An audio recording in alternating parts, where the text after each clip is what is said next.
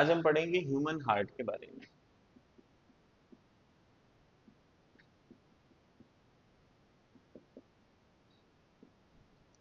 ठीक है। Human heart के बारे में समझने से पहले थोड़ा सा कार्डियोवैस्कुलर सिस्टम का बेसिक्स जान लेते हैं। कार्डियोवैस्कुलर सिस्टम, इसको सिंपल टर्म्स में क्या कहते हैं? Circulatory system. सर्कुलेटरी सिस्टम के तीन मेन कंपोनेंट हो जाते हैं, कौन कौन से? एक है आपका ब्लड, दूसरे हैं बेटा ब्लड वेसल्स, और तीसरा है हार्ट।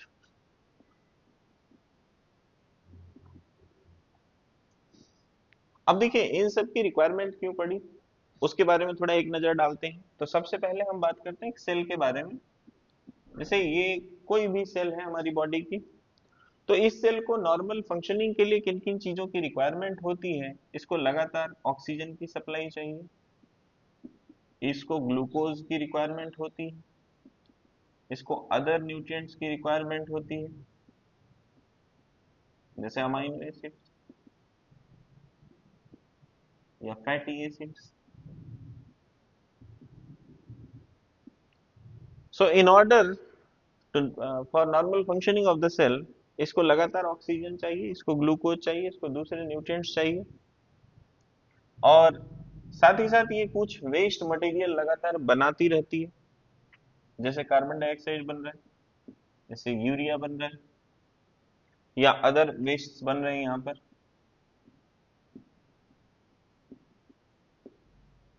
तो ये सेल नॉर्मल फंक्शन करती रहे उसके लिए क्या है, इन कंपोनेंट्स की लगातार सप्लाई जरूरी है। And these components need to be removed continuously from the cell. तो ये कार्य करने के लिए हमारे शरीर में ऐसा क्या होता है, तो उसके लिए ये सर्कुलेटरी सिस्टम काम में आता है, जिसमें सर्कुलेटिंग फ्लूइड क्या है? ब्लड।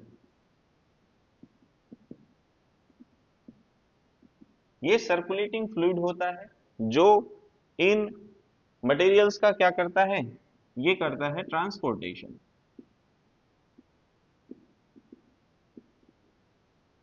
अब ये जो सर्कुलेटिंग फ्लूइड है ये कहीं सर्कुलेट करेगा, तो ये सर्कुलेट करता है किसमें? ब्लड वेसल्स में।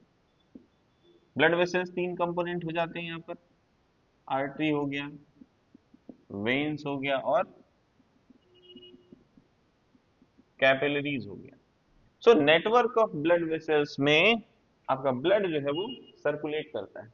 तो ब्लड सर्कुलेट कैसे करेगा, उसको लगातार फोर्स कौन प्रोवाइड कर रहा है सर्कुलेट होने के लिए? तो वो है आपका heart. So heart is pumping organ. Heart is pumping organ, जो यहाँ पर इस ब्लड को ब्लड वेसल्स में सर्कुलेट करा रहा है। तो इसी के बारे में अपन डिटेल से पढ़ने वाले हैं।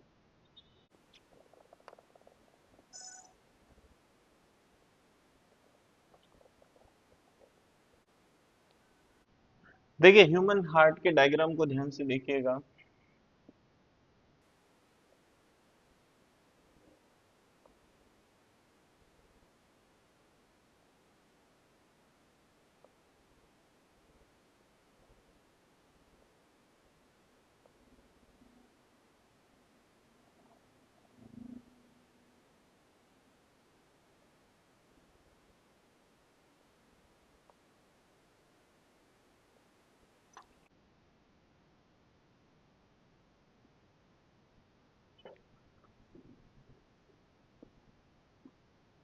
ये यहाँ पे क्या है, सुपीरियर वेना कावा, नीचे की तरफ ये ओपनिंग है। ये इंफीरियर वेना कावा, ये क्या है, राइट एट्रिया, ये क्या है, लेफ्ट एट्रिया, और ये दोनों हैं वेंट्रिकल्स। अब यहाँ लेफ्ट एट्रिया में कुछ और ओपनिंग्स भी होती हैं, तो ये पल्मोनरी वेन्स की ओपनिंग हो गई। यहाँ आपको कोरोनरी आर्टरी देखने को मिलेगी।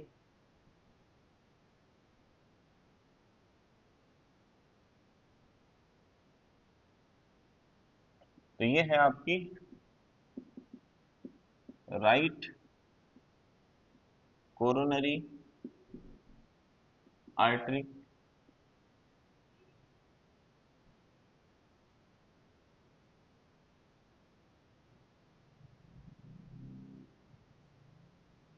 सेम इसी तरीके से लेफ्ट साइड में लेफ्ट कोरोनरी आर्टरी,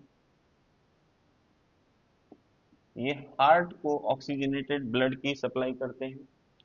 बाहर से दोनों वेंट्रिकल्स एक साथ जुड़े हुए दिखाई देते हैं। ये क्या था बेटा? ये था इंफीरियर वेना केवा। ये क्या था? Superior vena cava. ये कौन सा कंपोनेंट दिख रहा है आपको? ये है आपका आर्च ऑफ एओर्टा, जिसकी ब्रांचिंग पूरी बॉडी को ऑक्सीजनेटेड ब्लड सप्लाई करेगी। ये इसी आर्च एओर्टा का कंटिन्यूएशन हो गया, जिसको हम कहते हैं, ये नीचे की तरफ डिसेंड कर रहा है इसलिए कहलाएगा डिसेंडिंग एओर्टा। ये आर्च ऑफ एओर्टा, ये है पल्मोनरी आर्टरी, जो अराइज होती है राइट वेंट्रिकल से, और ये जा रही है कहाँ? लंग्स को कैसा ब्लड ले जाती है? Deoxygenated for oxygenation. एक ब्रांच इधर होगी, एक ब्रांच इधर हो जाएगी, ये कहलाएगी लेफ्ट पल्मोनरी आर्टरी, और ये कहलाएगी राइट पल्मोनरी आर्टरी। इतना क्लियर हो रहा है? ये एक्सटर्नल फीचर्स हो गए किसके? हार्ट के। जैसे यहाँ लेफ्ट एट्रिया में एक पेयर पल्मोनरी वेन्स का इधर दिख रहा है, ऐसे ही राइट साइड से भी एक पेयर आया होगा। यहाँ पर दो पेयर्स खुलते हैं, एक पेयर एक लंग से, दूसरा पेयर दूसरे लंग से। तो अब ह्यूमन हार्ट के बारे में देखिए, मीजोडर्मल इन ओरिजिन होता है।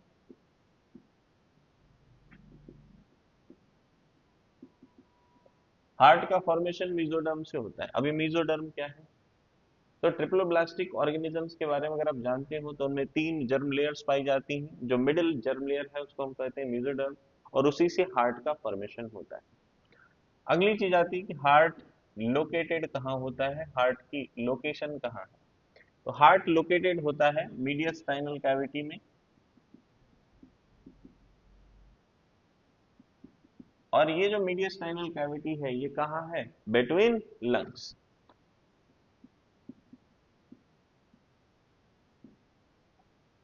हार्ट प्रोटेक्टेड किससे होता है? प्रोटेक्टेड बाय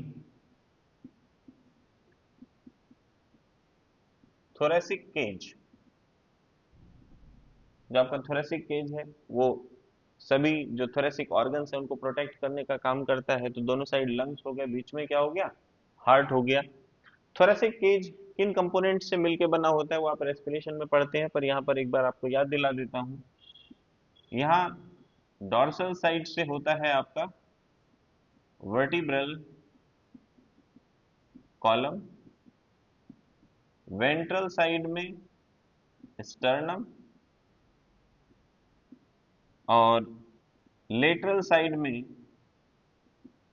रिब्स प्रेजेंट होती हैं, और नीचे की तरफ अगर हम बात करें enclosed below by diaphragm.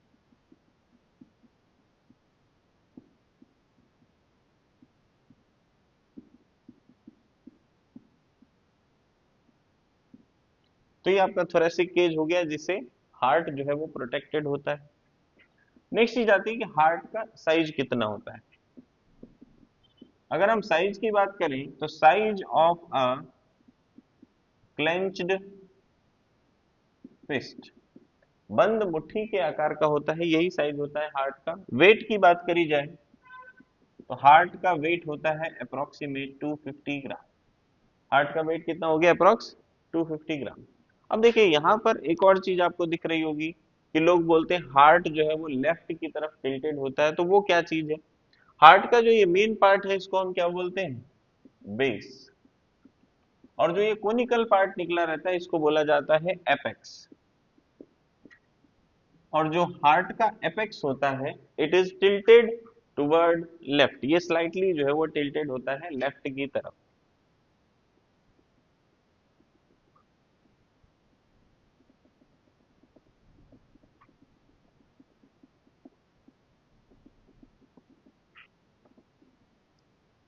So apex of heart is slightly tilted towards left.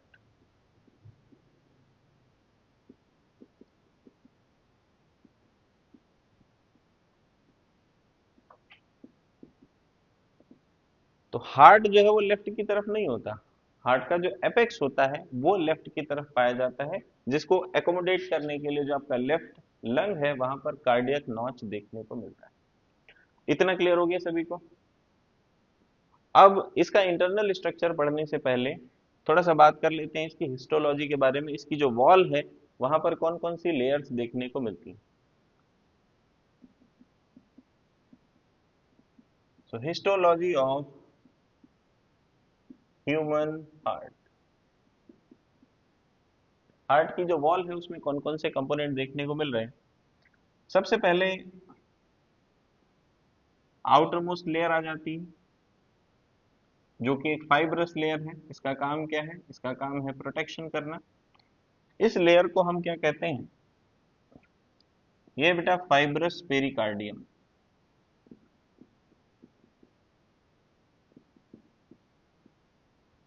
इसके बाद एक नेक्स्ट लेयर आती है जो कि सीरस लेयर है, जो फ्लूइड सिक्रीट करने का काम करती है। ये जो नेक्स्ट लेयर है ये कहलाती है पेराइटल पेरिकार्डियम।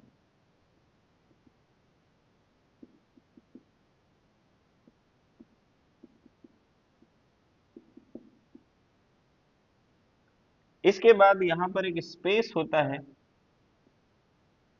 और उसके बाद जो अंदर की लेयर है वो कहलाती है विसरल पेरिकार्डियम। ये जो लेयर है इसको हम क्या कहेंगे? Visceral pericardium.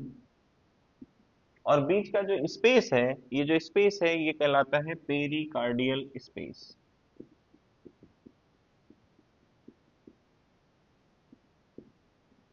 पेरिकार्डियल स्पेस ये एक फ्लूइड से फिल्ड होता है और ये फ्लूइड कौन सिक्रीट करता है?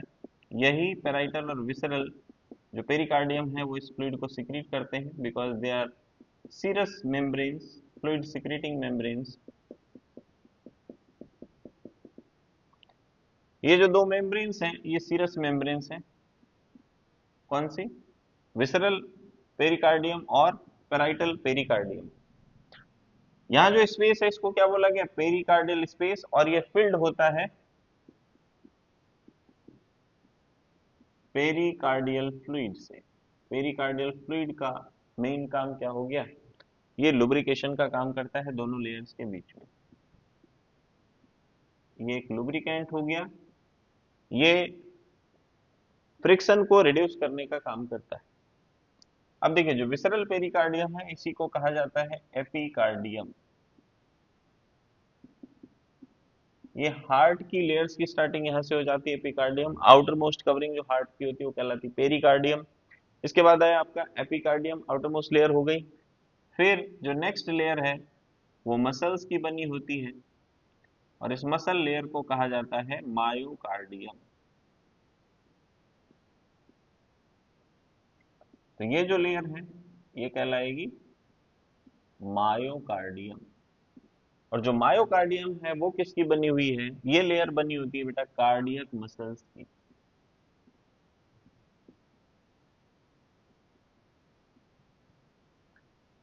ये हार्ट की मसल्स हैं। कौन सी लेयर में पाई जाती है? मायोकार्डियम में। मिडिल लेयर है, कार्डियक मसल्स की बनी है। इसके बाद आती है इनर मोस्ट लेयर।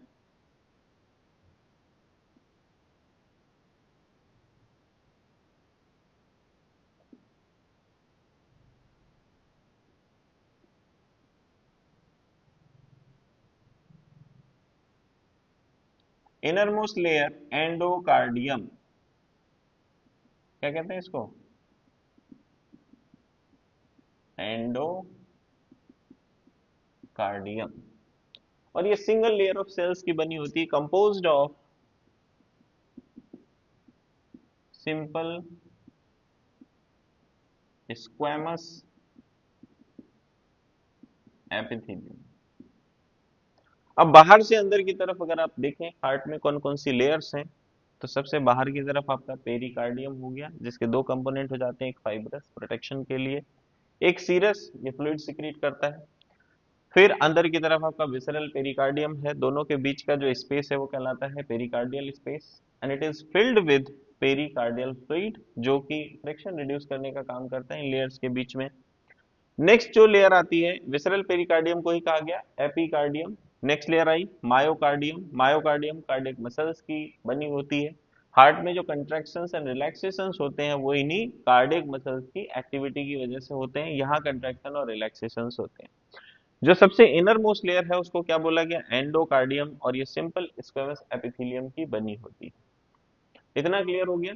अब अपन चलते हैं इंटरनल स्ट्रक्चर ऑफ हार्ट के बारे में।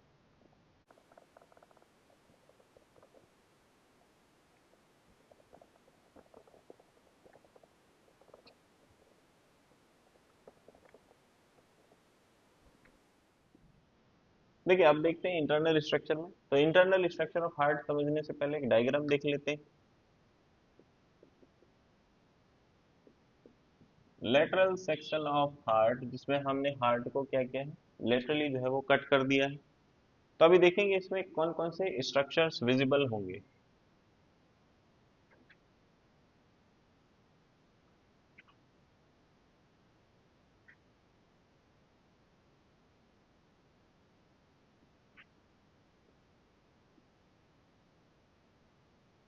देखिए सबसे पहले अगर हम बात करें, ऊपर के चैम्बर्स को हम क्या कहते हैं, एट्रिया, और नीचे के चैम्बर्स को हम क्या कहते हैं, वेंट्रिकल्स।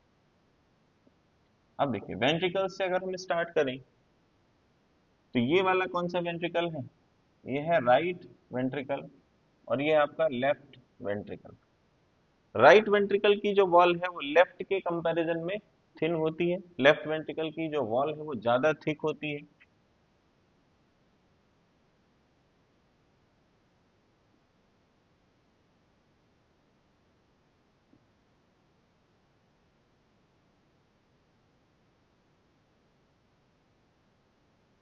तो ऐसा क्यों होता है, ऐसा इसलिए होता है कि राइट वेंट्रिकल को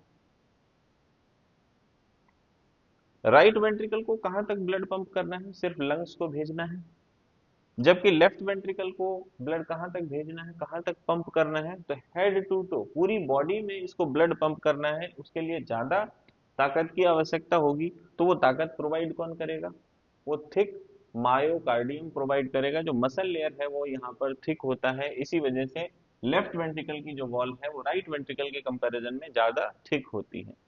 अब देखिए राइट वेंट्रिकल ओपन कहाँ हो रहा है, तो यहाँ जो स्ट्रक्चर प्रेजेंट होगा,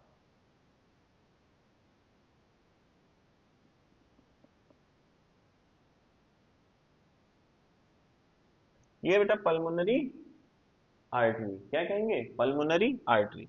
अब पल्मोनरी आर्टरी की जो ओपनिंग है, यहाँ पर एक वाल्व होता है,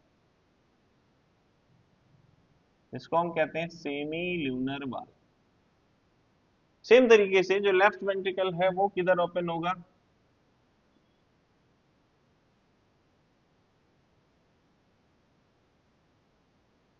तो लेफ्ट वेंट्रिकल जो है वो ओपन होता है सिस्टेमिक एओर्टा में, और यहाँ पर भी एक वाल्व होता है। ये दोनों ही कौन से वाल्व हैं, semi lunar valve.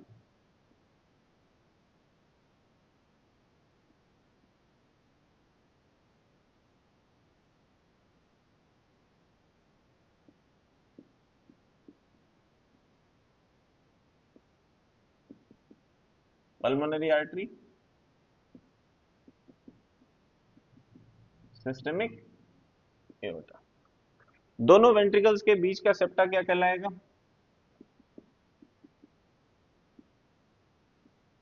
Inter ventricular septum. अब देखिए यहाँ कुछ और वाल्व्स होते हैं जिनको हम क्या बोलते हैं, एवी वाल्व, एट्रियो वेंट्रिकुलर वाल्व्स। तो राइट साइड में आपको ट्राइकस्पिड वाल्व देखने को मिलेंगे, यहाँ तीन कस्प होते हैं, इस वजह से इसको हम क्या बोलते हैं बेटा,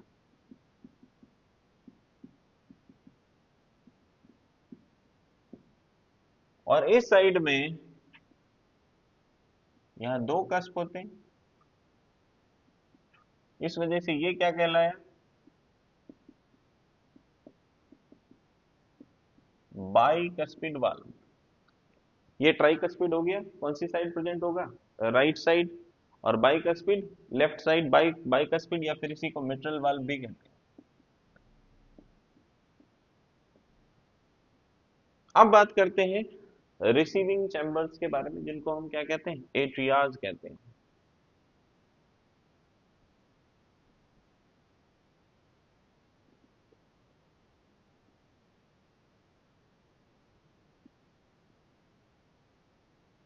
तो जो आपका लेफ्ट एट्रिया है, एल ए की बात करी जाए, लेफ्ट एट्रिया कहाँ कहाँ से ब्लड रिसीव करता है, तो लेफ्ट एट्रिया ब्लड रिसीव करता है पल्मोनरी वेन्स के थ्रू लंग्स से। ये हो गया आपका लेफ्ट एट्रिया। एक पेयर पल्मोनरी वेन्स आ रही है एक लंग से, दूसरा पेयर पल्मोनरी वेन्स आ रही है दूसरे लंग से।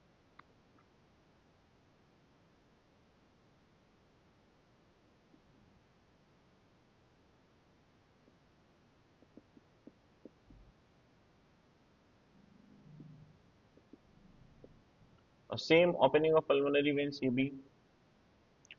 जो आपका राइट एट्रिया है, ये कहां कहां से ब्लड रिसीव करेगा,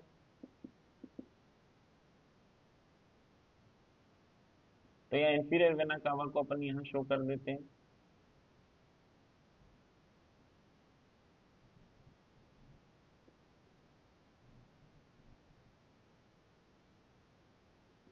ये हो गया बेटा सुपीरियर वेना कावा की opening.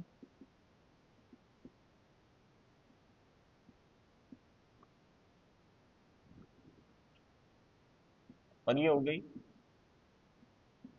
Inferior vena cava. Inferior vena cava की ओपनिंग पे जो वाल्व होता है वो कौन सा वाल्व है, Eustachian valve. Superior vena cava की जो ओपनिंग है वो ऑब्लिक होती है, पल्मोनरी वेन्स की भी ओपनिंग जो है वो ऑब्लिक होती है, तो कंट्रैक्शन जैसे स्टार्ट होगा ये ऑटोमेटिक बंद हो जाते हैं। एक और ओपनिंग यहाँ देखने को मिलती है, ये है ओपनिंग ऑफ कोरोनरी साइनस।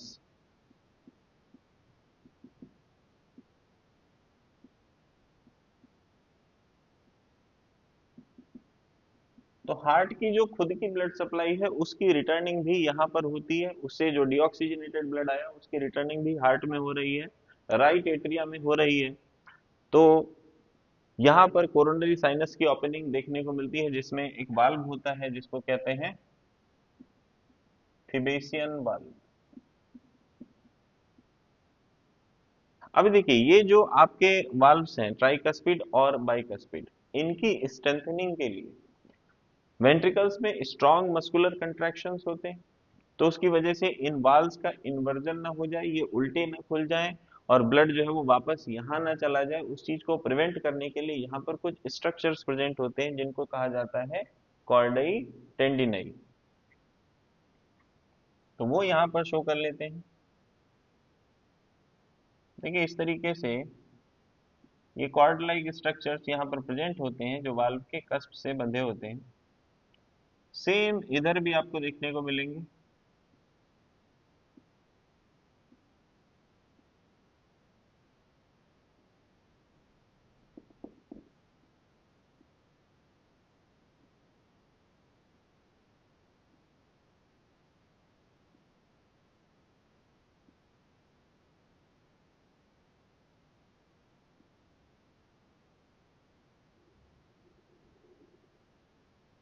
तो ये जो स्ट्रक्चर्स हैं इनको हम क्या बोलते हैं,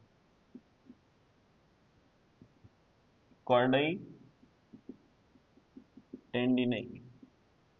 ये वो स्ट्रक्चर्स हैं जो इन्वॉल्व्स का, जब स्ट्रॉन्ग मस्कुलर कंट्रैक्शंस होते हैं वेंट्रिकल्स में तो इन्वॉल्व के इन्वर्जन को प्रिवेंट करते हैं।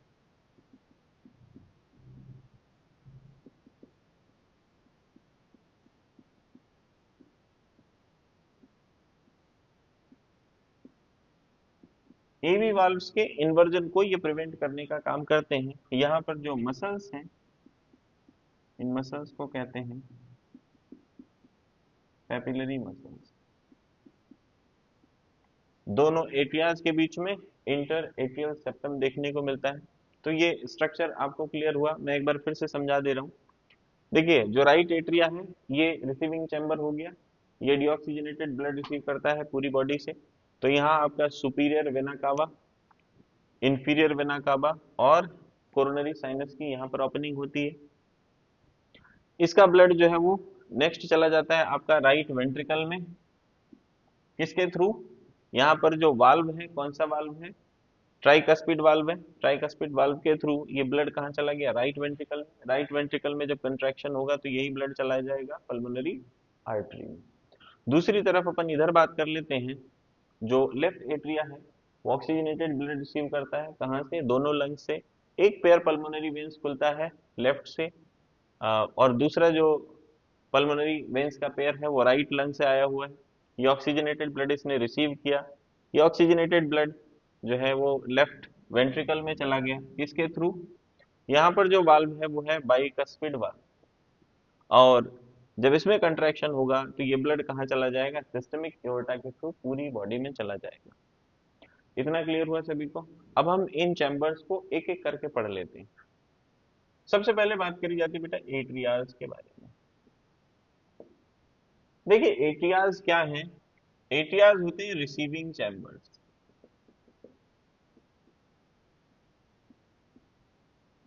ये ब्लड को रिसीव करने का काम करते हैं, चाहे राइट एट्रिया हो चाहे लेफ्ट एट्रिया हो, ये दोनों ही रिसीविंग चैम्बर्स हैं, they are not pumping chambers.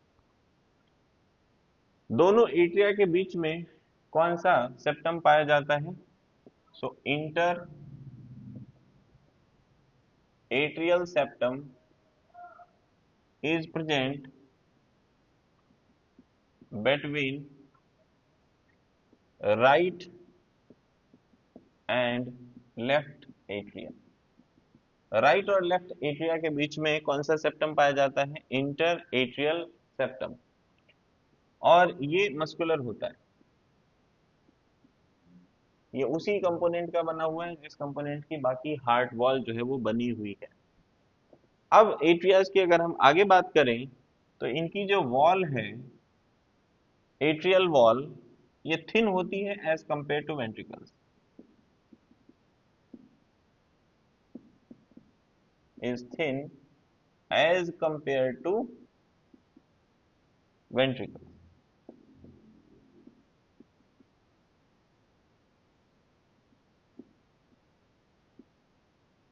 Ventricles के कंपैरिजन में जो एट्रिया की वॉल है वो जो है थिन होती है। अब बात कर लेते हैं राइट एट्रिया और लेफ्ट एट्रिया की।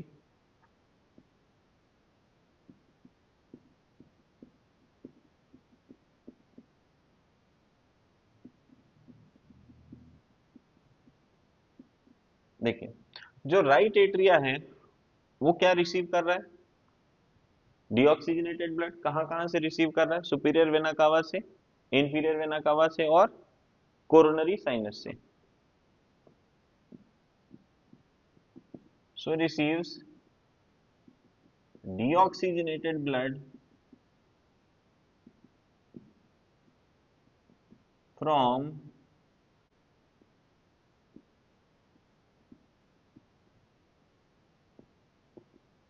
SVC, IVC and coronary sinus. उसी तरीके से रिसीव्स डीऑक्स, यहाँ डीऑक्सीजनेटेड है तो यहाँ ऑक्सीजनेटेड आ जाएगा। और कहाँ से ऑक्सीजनेटेड ब्लड रिसीव करेगा? फ्रॉम बोथ लंग्स, या फ्रॉम लंग्स, और किसके थ्रू? Via pulmonary veins. अब ये राइट एट्रिया का ब्लड कहाँ जाएगा? राइट एट्रिया का ब्लड जाएगा राइट वेंट्रिकल में। लेफ्ट एट्रिया का जो ब्लड है वो कहाँ जाएगा? लेफ्ट वेंट्रिकल में।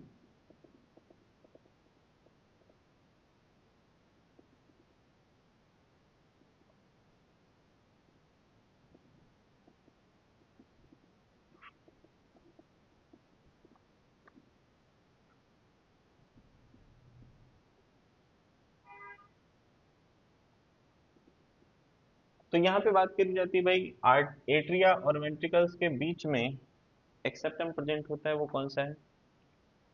सो atria and ventricles are separated by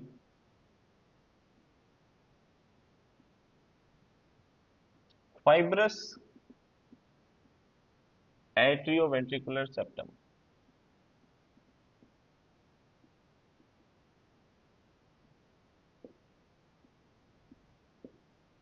यहाँ फाइब्रस होता है, ये मस्कुलर नहीं है, ये फाइब्रस है। ये फाइबर्स का बना है, ये नॉन कंडक्टिंग होता है। इसी वजह से दोनों एट्रिया एक साथ कंट्रैक्ट करते हैं, दोनों वेंट्रिकल्स एक साथ कंट्रैक्ट करते हैं। एट्रिया से वेंट्रिकल्स में इंपल्स जाने का सिर्फ एक तरीका है, नोडल टिश्यू। उसके अलावा यहां से जो इंपल्स ऑफ कंट्रैक्शन है वो वेंट्रिकल्स में डायरेक्ट नहीं पहुंच सकता, कारण यही फाइब्रस एट्रियोवेंट्रिकुलर सेप्टम यहां पर प्रेजेंट होता है। अब इस एट्रियोवेंट्रिकुलर सेप्टम की बात कर रहे हैं, तो साथ के साथ अगली चीज आ जाती है एवी वाल्व्स के बारे में। एट्रियोवेंट्रिकुलर वाल्व्स, तो यहाँ अपन राइट साइड और लेफ्ट साइड की बात करेंगे। राइट में होता है आपका ट्राइकस्पिड वाल्व। ट्राइकस्पिड वाल्व की खास बात क्या है, थ्री कस्प्स होते हैं। और जो आपका लेफ्ट साइड है, यानी लेफ्ट एट्रिया और लेफ्ट वेंट्रिकल के बीच में यहाँ पर पाया जाता है बाइकस्पिड वाल्व।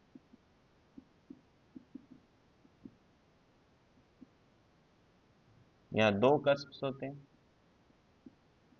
यानी दो दरवाजे हैं, यहाँ तीन दरवाजे हैं, ऐसे कह सकते हैं अपन। डायग्राम की अगर हम बात करें,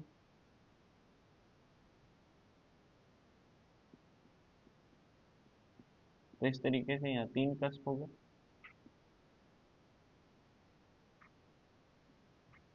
यहाँ दो दरवाजे हो गए, दो कपाट हो गए, दो कस्प हो गए। इसी वजह से इसको क्या बोलते हैं, बाइकस्पिड वाल्व कहते हैं। इसी का एक और नाम है मिट्रल वाल्व। ठीक, इतना क्लियर हो गया। इनका काम क्या है? इन दोनों वाल्व्स का बेसिक काम ये होता है कि जब दोनों वेंट्रिकल्स एक साथ कंट्रैक्ट करेंगे तो ब्लड जो है वो वापस एट्रियाज में न जाने पाए। जितने भी वाल्व्स हैं उनका एक ही काम होता है, to maintain unidirectional flow of blood. Blood जो है वो एक दिशा में फ्लो करता रहे, वो विपरीत दिशा में न जाए। तो नेक्स्ट देखिए, यहाँ पर कॉर्डई टेंडिनई के बारे में जान लेते हैं।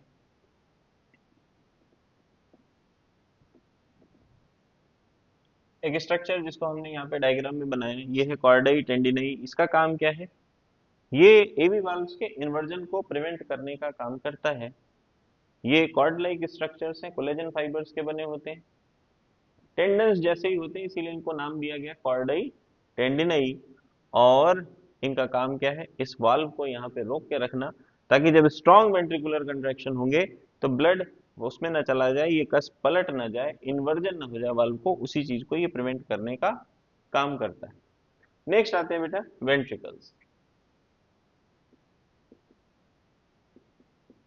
अब वेंट्रिकल्स को अगर हम एक साथ कहें तो वेंट्रिकल्स को हम क्या कह सकते हैं? वेंट्रिकल्स को हम कह सकते हैं पंपिंग चैम्बर्स।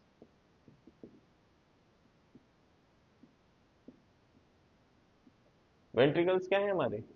पंपिंग चैम्बर्स हैं। जो लेफ्ट वेंट्रिकल है उसकी वॉल राइट वेंट्रिकल के कंपैरिजन में थिक होती है। So wall of left ventricle is thicker as compare to right ventricle.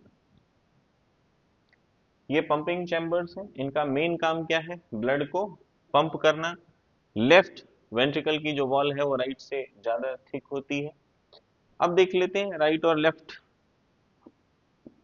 Right ventricle, left ventricle, इसमें जब मस्कुलर कंट्रैक्शन होगा तो ब्लड कहाँ जाएगा उसके बारे में बात करी जा रही है। सो pumps blood.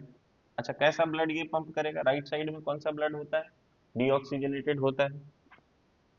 So pumps deoxygenated blood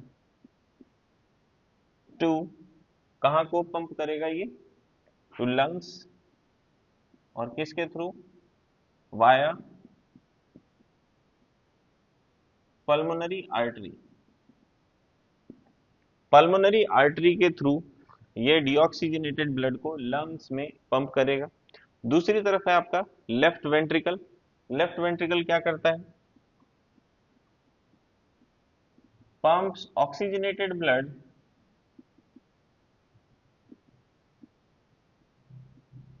to whole body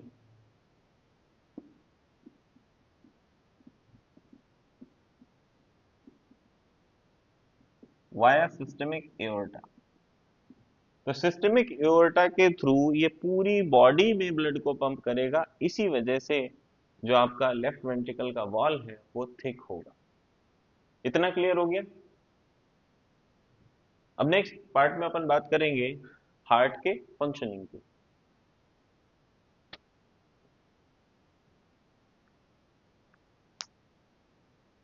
next देखिए, यहां पर हमने बात करी कि राइट वेंट्रिकल कहाँ पंप कर रहा है बेटा, पल्मोनरी आर्टरी में। लेफ्ट वेंट्रिकल कहाँ पंप कर रहा है, सिस्टमिक एओर्टा में। तो यहाँ ब्लड चला गया, अच्छा वो वापस ना आने पाए उसके लिए यहाँ पर भी कुछ वाल्व्स प्रेजेंट होते हैं। उन वाल्व्स को क्या कहते हैं, उन वाल्व्स को कहते हैं semi lunar valves.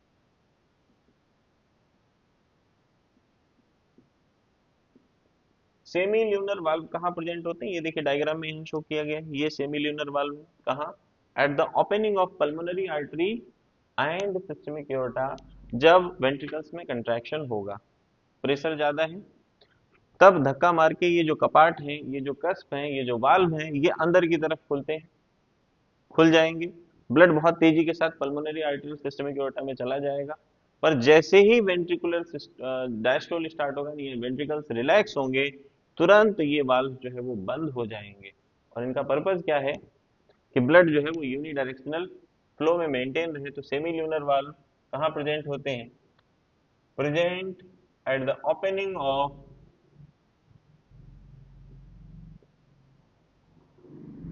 pulmonary artery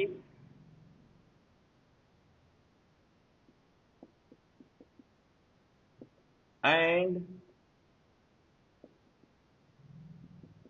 systemic aorta। और इनका काम क्या हो गया, फंक्शन क्या है बेटा, प्रिवेंट बैकफ्लो ऑफ ब्लड